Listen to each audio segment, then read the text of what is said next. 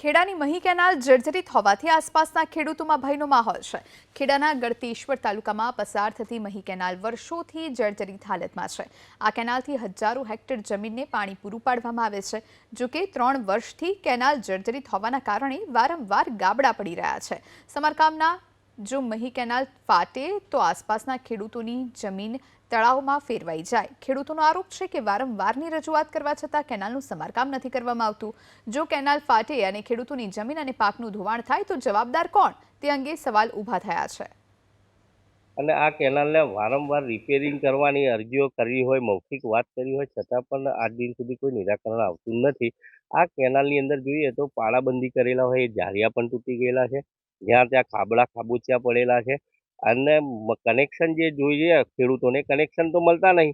તો ડમચી મૂકીને જ્યારે પાણી મૂકવા જાય એ સમયે ખાબોચિયાની અંદર ડમચી મૂકે તો પાણીનું અપગ્રેડેશન થાય, વધારે થાય, ઊંચું થાય તો ડમચી હોય તણાઈ જાય અને એક્સિડન્ટ અવારનવાર થયા છે। ઘણા ખેડૂતો મૃત્યુ પણ પામ્યા છે, એવા કેસો ધ્યાનમાં આવ્યા છે। તો સરકારશ્રીને ખાલી અમારી એટલી વિનંતી છે ખેડૂતો વતીની કે આ કેનાલને વહેલી તકે રિપેરિંગ થાય, સારી કામગીરી થાય, આવી વિનંતી। આ કેનાલ જે મેઈ કેનાલ ખરી એ ધોળાકબેટ ડેમની મેઇન કેનાલ છે એટલે લગભગ અમારે તો જીવાદોરી સમાન જ છે એટલે જે જર્જરિત થઈ ગયા છે। અમુક જે ઘણા એવા ખાબડા પડી ગયા છે, અંદર ઉતરાય એવું નથી, અમારે પાણી લેવાનું એટલે બહુ તકલીફ પડે છે। અને ઘણી વખત લગભગ એક્સિડન્ટ થાય એટલે લગભગ તો માણસ મૃત્યુ પામે છે। એટલે આ બધા ઘણા એવા પ્રોબ્લેમ આ જર્જરિતના લીધે થયા છે। આમાં જેટલું જો નુકસાન થાય તો ઘણી પબ્લિક મરી જાય છે। જો પાણી જો ફટા તો બહાર ગામ જે ખેડા સારા તાલુકાના જે લોકો છે એ લોકો બહુ નુકસાનમાં આવી જાય।